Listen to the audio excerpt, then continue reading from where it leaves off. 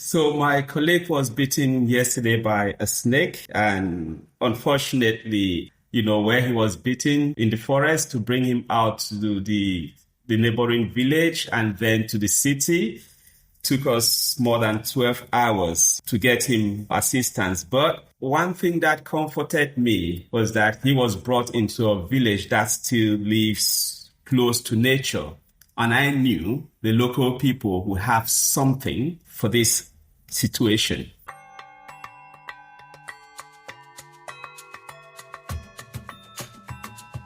Welcome to Tusk Talks. I'm Bea Karanja, and this is Tusk Talks, a podcast exploring the life stories and extraordinary experiences of Africa's most inspirational conservationists. This is Tusk Talks, Episode 2, The Peacemaker. Ekwoge Abwe is widely recognized as one of West and Central Africa's most effective, dynamic, and committed conservationists. Born in a small village adjacent to what is now the Bakossi Mountains National Park, he is now one of the continent's leading experts in great ape behaviour. And this is amazing. He was the first to witness chimpanzees using stone and wooden hammers to crack open tree nuts in Cameroon. He is also a powerful activist, preventing wild-scale logging in one of Cameroon's largest intact forests. Ekwoge is a conservation legend.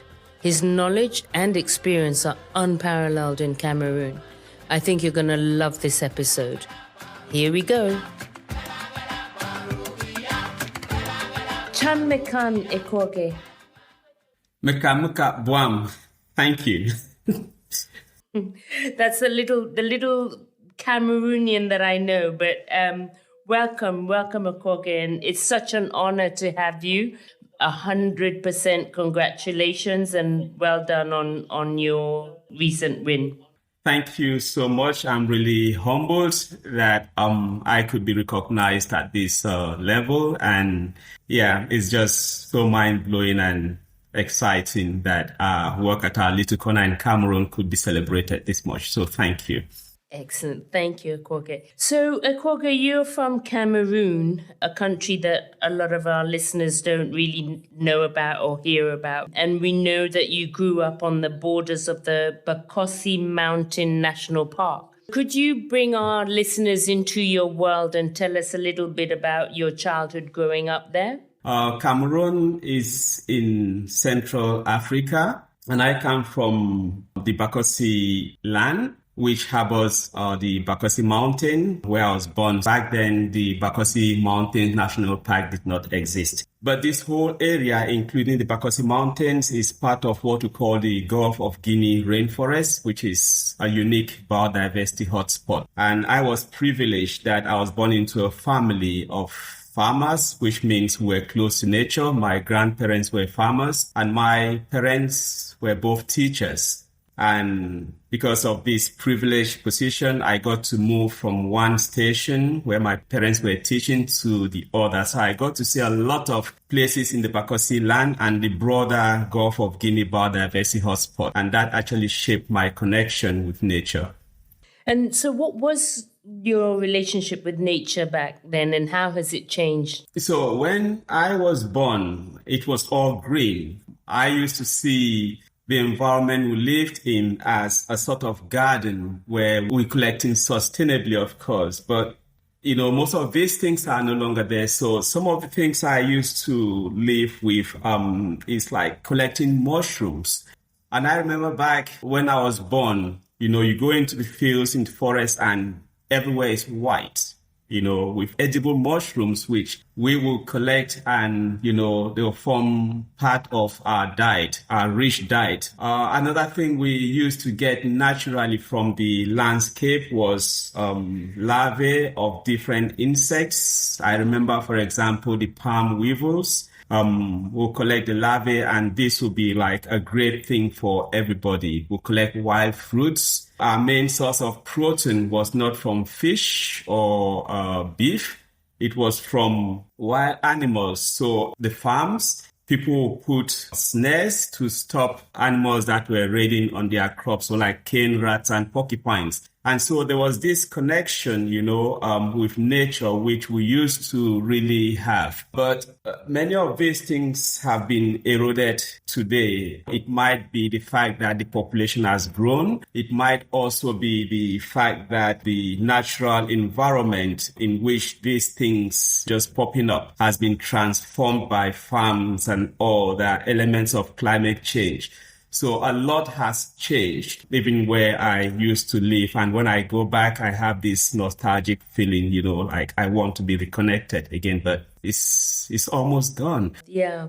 I think that's pretty much all across the continent, which we see and we live every day. Which brings me into my next question. Is that why you feel you come into conservation? That's why you're working in conservation? Yes, I think that and other things. My career as a conservationist started back when I was in the university, and I studied geography as my main subject. But back then, my main contribution, which I thought I could help transform the world, was in what I used to call then environmental geography, taking care of the environment around you. And I like cartography, which I really excelled in the university. And so my first job as a conservationist was a GIS analyst, which was so much a desktop work, sitting and analyzing data, coming up with maps to be used for conservation decisions. It was a bit boring, because you get tired of doing that after some time. I am that sort of outdoor person.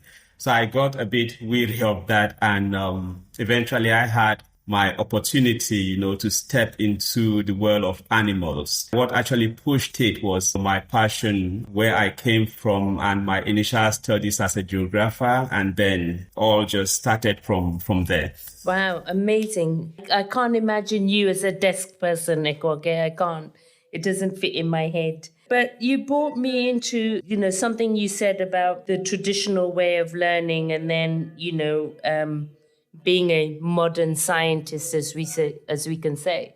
So, and I know you're an advocate of merging of the traditional knowledge and modern science. So can you tell me more about that? I mean, I always want to show people that what we consider modern science today has its roots from traditional knowledge, which in most cases, especially in Africa, is really neglected. Growing up as a kid, one of the ways we used to share knowledge from the old generation to the new generation was through storytelling, folklore. And the way we would do this was mainly in the evenings during dark nights around the fire. And our parents, our grandparents, will give us tales about their expeditions in the forest, will tell us tales about powerful and greedy elephant and the wittiness of the blue duiker. All these stories started shaping our heads around, what was around us. It builds in us sometimes the heroics of some of these people who could brave it all and stand against buffaloes that were raiding their farms and all. The values they had then to conserve, which were not recorded, are things I still cherish today, because in my society, if a hunter were to come home and say, I killed a big antelope or a red river hog, it wasn't for the hunter alone. It was a community animal, as they'll put it, and this was shared for the entire community. So you see, there was that element of take just the big thing and it's shared across everybody, rather than just the hunter, which today, we see more and more, and it's leading to this using things you get from nature, as an income or revenue generating thing. These are things that were not there initially. And the local people got to know so much what we call today the behavior or behavioral ecology of some of these species. They knew these things. For instance, in the Igbo landscape where we work, people knew that chimpanzees crack nuts. There are gorillas in the forest. These are all things that the people know. But when we come as scientists, we record these things, and in most cases, including me, we take the accolades of this. But I believe there is so much the traditional people know, the traditional communities, which needs to be brought to the limelight. And they have to be celebrated for this in many ways. The sad thing is that many of the people who have this wonderful knowledge, that generation is actually fading out. If we don't do things, rather fast, we may actually lose this standing encyclopedias, I'll call them, or libraries. So yes, there is a lot we need to gain from, these generations and the traditions of the past. Living encyclopedias. And I think it also ties into what you were telling, the story you were telling me earlier, Ekwoge, about your poor colleague who got bitten by a snake last night. And part of the treatment or initial first response treatment that can save a life is using red onions. Yes. So my colleague was bitten yesterday by a snake, and unfortunately, where he was bitten in the forest to bring him out to the neighboring village and then to the city, took us more than 12 hours to get him assistance. But one thing that comforted me was that he was brought into a village that still lives close to nature. And I knew the local people who have something for this situation, which is what they did. And he came back not in excruciating pain, but he could talk to me on the phone, and I was reassured. And I'll tell you a story about my dad and a snake bite. When I was younger, less than 20 years, a guy was bitten by a snake in a village, and they brought him to the hospital at the foot of the Maniguba Mountains, north of the Bakosi National Park. And so it was a team of people taking this guy to the hospital, but one of the ladies stopped and was saying hi to my dad. And my dad asked what the problem was, and the lady said they're taking this guy to the hospital who was bitten by a snake. And my dad said, well, if you brought him here, I would have helped. So they went to the hospital, and unfortunately, there was no antivenom or anything the hospital could do. And so the lady reminded them that Mr. Abwe said he could help. And they brought the guy back to our house, and this guy was in pain, excruciating pain. And my dad went behind the house and collected a few leaves, and we put it on, a stone, and made a mixture of this with water. And the guy was given to drink. And after 30 minutes, he could stretch out his arm.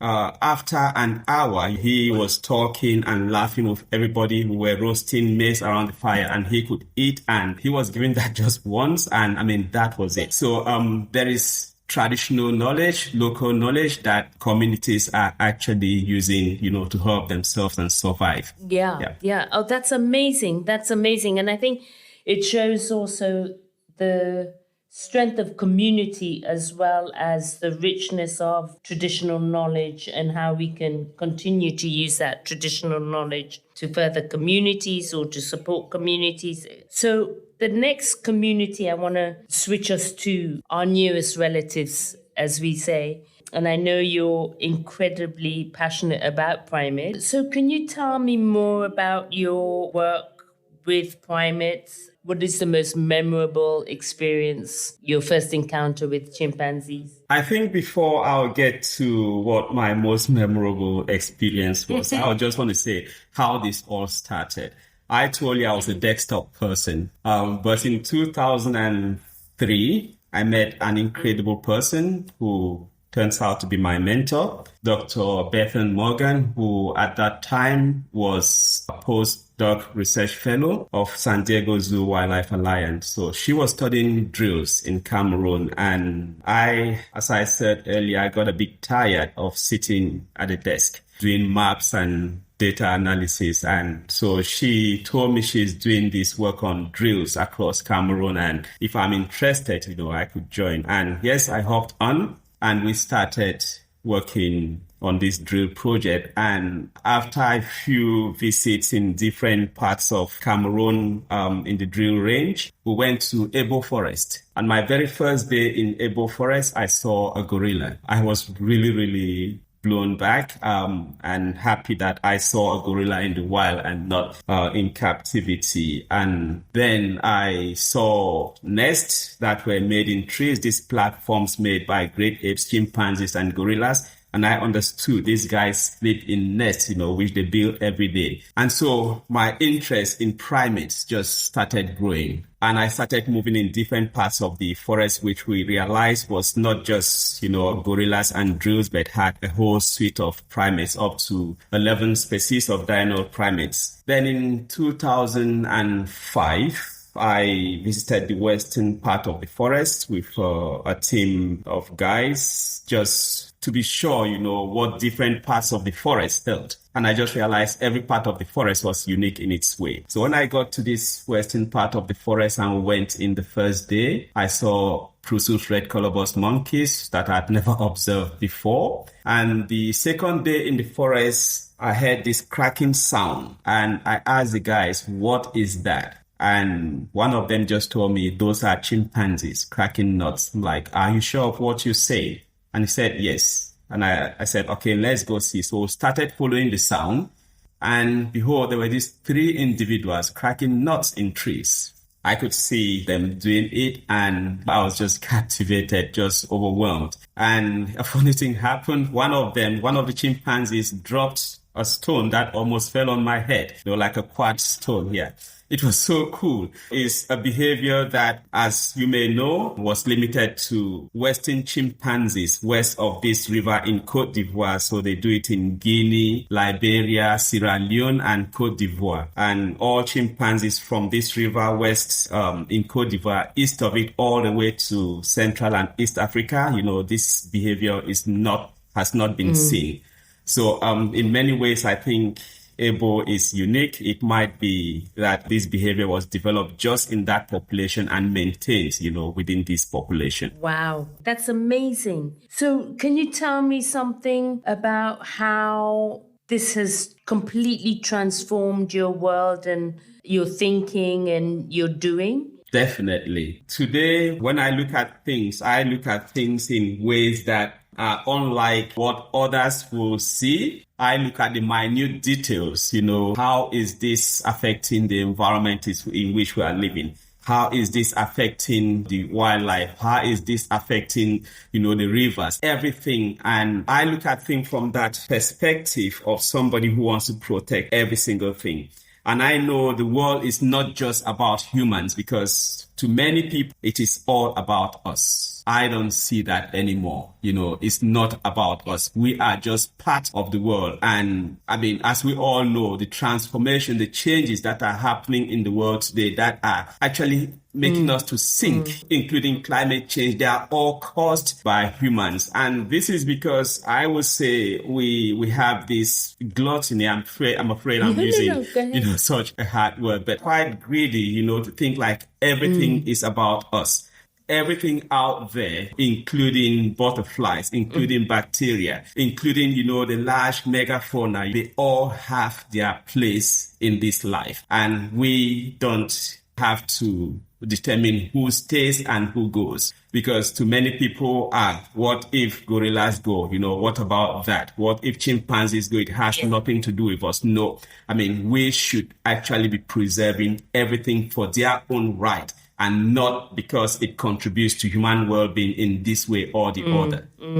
Which brings me to a question, so when you look at the chimps and you look at the primates, what social structures or ways of being would you take from there and encourage us to use as those who could be destroying the environment the most? When I look at great apes, there's just so much similarity between great apes and humans. Chimpanzees share more than 98% of genes with humans. So, we are just a replica of these, our cousins. And, there is so much we can learn about ourselves from chimpanzees. These are animals that live in communities, just like we live in communities. We have our niche, and if you look at a community of chimpanzees, it's anything from 20 to more than 100 individuals living in a defined territory, and they know their territorial limits. And within this territory, there is some ranking from the alpha male and the leading female. And the alpha male has to maintain his position. He makes alliances and all of that. And many people thought, aspects of like tool use or alliances are human preserved, but we see more and more this in other animals, including chimpanzees. And, these are really intelligent animals, because if you look at, chimpanzees, when a female chimp, gets to maturity, to puberty, she does not stay in the group. She has to move to another group. And that is to prevent inbreeding. Many people don't think these are things that animals can do, but they have to move from their natal groups to prevent inbreeding. But males are not accepted into neighboring groups. Males will actually work together to defend their territory from other males. They even fight other groups. They hunt together in a cooperative way, and when they do a catch, they share the exploit and even use animals as a currency. They do it as barter for sex, the males will do that, and as for sex. So, these are all things that if you start looking, you start asking yourself, are humans, the most intelligent? These animals, like the bonobos, they are really peaceful no matter what is going on in their society. There is a way to bring everybody back to, yes, we are together, it's one family, and let's move on. So when I see the structure of these animals today, the way not only chimpanzees or great apes work together, I see there is a lot we humans need to learn from the animal kingdom. Yeah. And clearly, I think that's probably something you used, because I know you have been fundamental in forging alliances between more than 40 traditional chiefs of 2 different tribes in the Igbo landscape. Could you tell us a little bit about that? And did you use any learning from those structures of the primates? Did you look at how we can come together as a community of tribes to sort out environmental issues? There's one thing I believe in. Wherever there's a problem or there is a challenge, there is also an opportunity. And so no matter how bleak the opportunity may seem, we want to use that. When we started work in Ebo, we were thinking like biologists. And a biologist wants to protect and conserve everything, from the forest and the habitat and wildlife. And we saw an area that had so much to offer in terms of wildlife and rich vegetation and lush habitats. And so our ask was, yes, you need to protect everything. And we're working with the government of Cameroon, like, let's create a protected area, a national park. And yes, they were like, that is the way to go. But we also realized from the onset that the local people around this forest depended on the forest for everything, their livelihoods. Their history was actually tied to the forest, because in the forest we found relics of abandoned villages, which were quite recent, like a recent history of up to like 1960. So these were things we thought, these people actually have their ancestry, history, umbilical cord, tied to this forest. So there's just no way we can separate them from it. And we saw that the people were hunting like deep in the forest. And this was, we can say like, why should they hunt? But they need to live. They need to take care of their children, their wives, and, larger families. So how do we get to work with them to bring this to the balance? And so we started engaging the communities. We need to work together. But we realized from that point that while we are working with the communities in the West, who have like these traditional rights over the area we're working, there was another group from the East that were hunting within that same forest, using the same hunting grounds. And so I would encounter hunters from the eastern part in the forest, and I started talking to these hunters, and I realized there's need to engage this group as well. But when I brought this up to the people from the West, they were like, there is just no way we can engage those people. This is our forest. And if we are not living in this forest today, it's because of the issues, the insecurity that was created by the people in the East. So it was really a difficult situation, like how do we get around this? And I'm sorry I'll be a bit long on this one. So finally, the first breakthrough I had was to organize what we call Hunters Workshop. And I use another structure in Cameroon called the Limbe Wildlife Center, which is a sanctuary for animals from the pet trade, chimpanzees, gorillas, and a whole range of primates. So it's a primate sanctuary in effect. So we got hunters from about 7 villages to this center. And the idea was for them to understand how the ecosystem works, what is in the Abwe forest, to see animals that came from different parts of Cameroon and are now in this sanctuary where they can have a better life and taken care of. And also to ask them, but is there any other thing you could do apart from hunting? So it brought together communities both from the east and the western side of the forest, and they started having this interaction together. So we had a series of workshops like that, and we started having that acceptance, from the people in the West, like, yes, if we need to conserve, it's not just about us who own the resources, but the others who are using the resources as well. And even in terms of employment, they accepted that we can engage some people in the East. And so we're working in our research stations together, like East and West. And then we thought we could go higher because in other parts of Cameroon, the chieftaincy structures are so strong.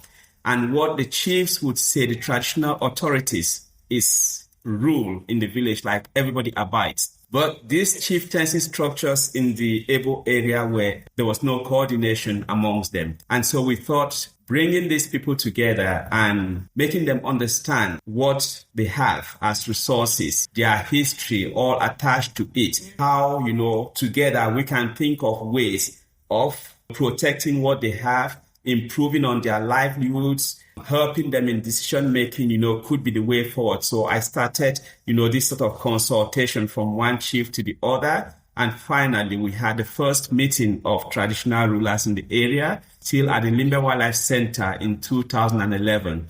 And that is the birth of the Abwe Traditional Chiefs Association, which today has about 40 members. And they have their main goal, preserving the rich biodiversity and cultures of their forests, as well as improving on their livelihoods. And this association is actually legalized and recognized by the government of Cameroon. Wow, what a story. That's amazing. That is so amazing. You really are a pioneer trailblazer in conservation in Cameroon. But going back to your earlier point of traditional knowledge and modern science, it's so integral that obviously you can see the impact of when you do bring the traditional chiefs and the tribes together, what can be achieved. So that is amazing. That's so fantastic to hear. And brings me to another achievement of yours, which is around logging in the rainforests of Cameroon. And I know the rainforests are also home to the forest elephants. And us from East Africa, we always think that we're the keepers of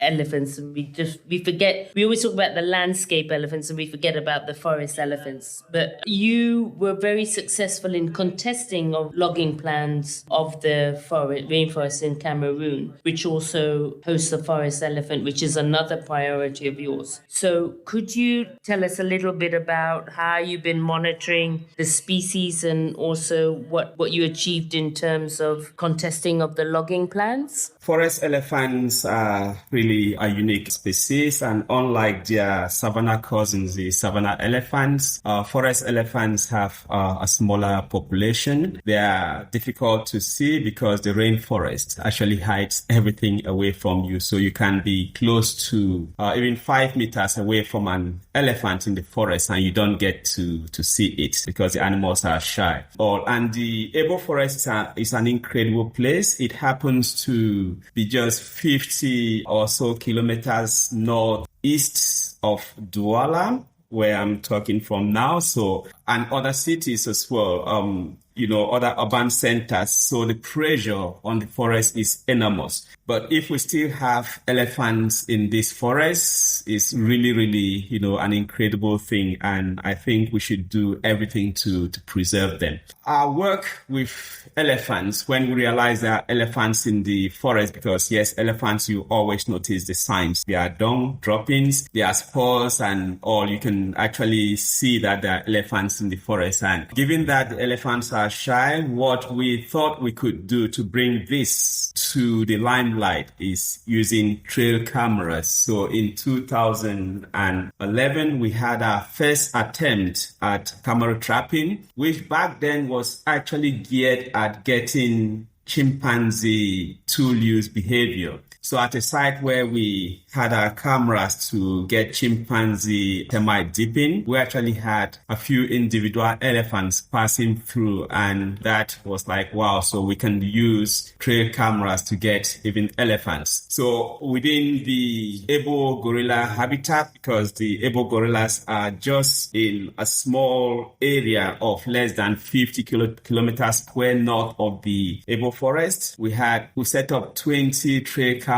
And one of the animals that is regularly seen in our cameras is the forest elephants. Though the number is not big, it's really comforting to see juveniles in the population. I remember last year we had footage, including photos and videos of several individuals with about 5 babies in them. And that really is something we really cherish, because we think, there is hope for this population. And because of the pressure that comes from hunting, the elephants are mainly concentrated in the central part of the forest and moving north towards, where we have the gorillas. So like following that sort of corridor where they feel protected, from humans. So yes, it's actually a huge persist we're working on. And I'm afraid, unlike gorillas and chimpanzees, nobody has really done any behavioral work on elephants. And that is something we have in our radar.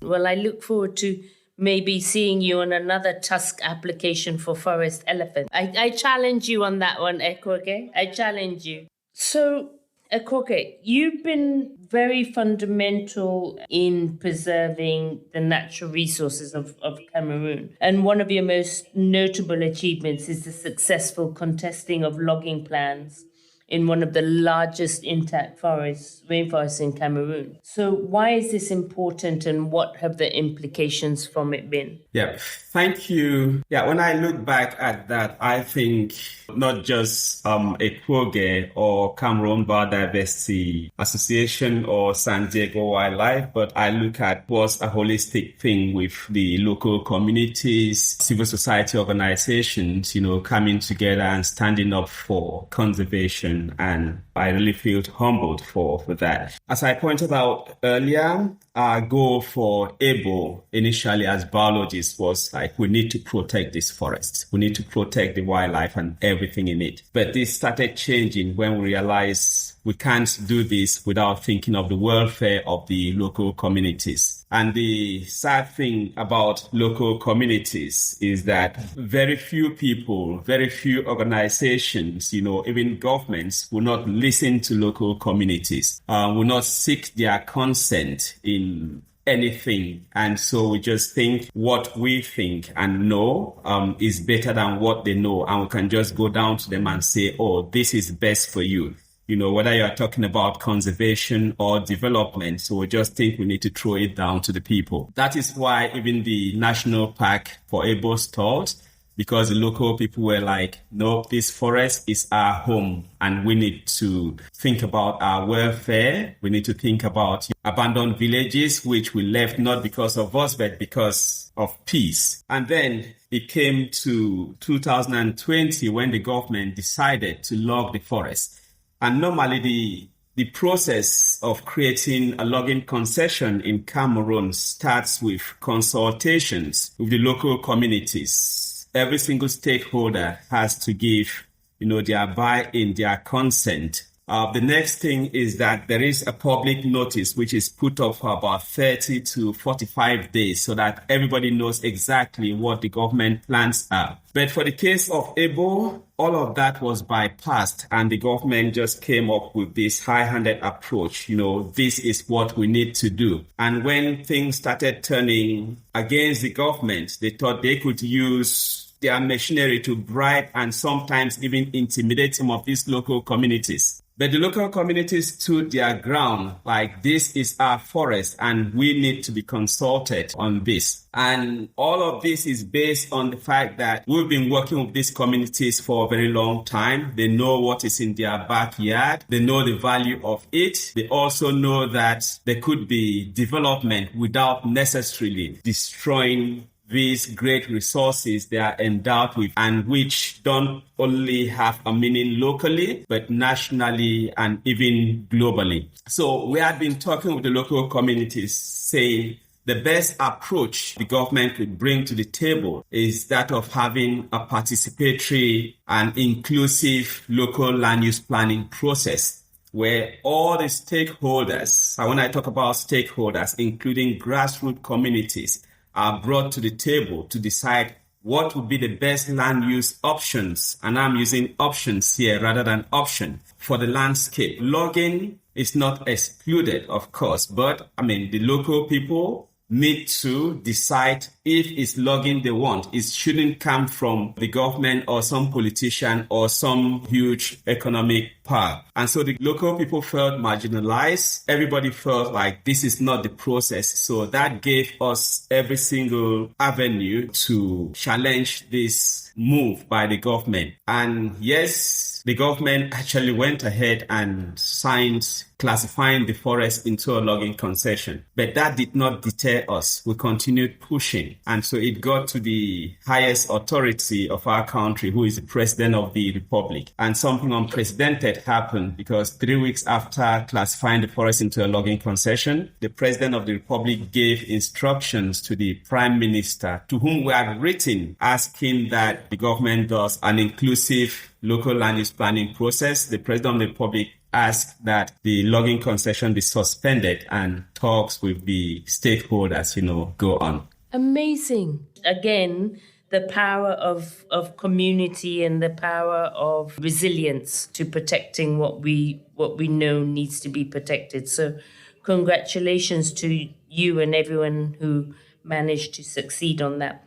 I would like to ask you to give any advice for aspiring conservationists around the world. What would you tell them? One thing I've noticed in the course of my work is that when I go into the community, I consider that I know little or nothing. So I'm open to learn. I'm open to listen to people. I've seen cases where local people resist outside influence, especially when you think, I've studied a lot, I have degrees, I have a PhD, and so I can teach communities. They have what to teach you as well, and so you just need to be open to learn. The other thing is persistence. I said earlier, whenever there is a problem, there is a challenge, there is also an opportunity. And so no matter how minute that might seem, let us look for the opportunities. It's easy to give up and there's just nothing to do in this case. Yes, young conservationists coming in, dealing and working with humans,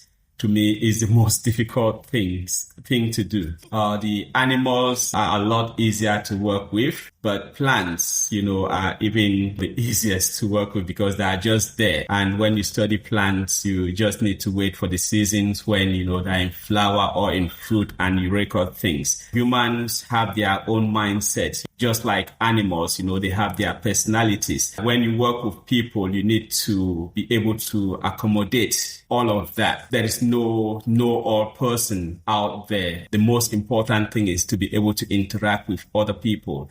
And we should be open to change. We have changed over the years from strict biologists who want to conserve everything to working today with communities on how to preserve this great biodiversity and sustain human lives around Ebo. And I think this whole One Health concept of a healthy human community, healthy environment, and healthy wildlife, if we can get that equilibrium and the buy-in from all these, then, we'll be heading there. So that would be my main advice to, aspiring conservationists, that you need to listen. You need to work with everybody. We need that participation, that inclusivity, include everybody in everything that you do. Don't despise any voice. Excellent, Ekwoge. I think I learned a new term the other day, a new acronym, QBE, Qualified by Experience. And I think that is every community around the world should have that degree or has that degree. So it was such a joy speaking to you. Chan Makan. Meka Buam, and I want to say Nsatnene Buam Buam, which means thank you very much for your time and for your interest in our work and, for recognizing what we do. So I'm really humbled and thrilled. Thanks for listening to Tusk Talks, stories from Africa's conservation voices. You can find out more about Tusk's work, as well as the transcripts and summaries of all podcast episodes at tusk.org. And you can subscribe to Tusk Talks wherever you get your podcasts. Please share it with friends and leave a review. That's the best way to ensure the podcast reaches as many people as possible. Please let us know your thoughts, feedbacks and questions by joining in the conversation on social media with the hashtag Tusk Talks Podcast. Asante sana. Thanks again for listening. Stay tuned for a trailer of episode 3 of Tusk Talks. Our country are facing, I have to develop my country. My people are struggling. There's poverty. There's so many challenges. But I have the responsibility for my planet, no pressure. For my species, no pressure, to protect this. It's a very difficult choice. So let's be very, very honest here. If the world is not ready to change, it's not only us who will take the responsibility for the failure. It's all of us.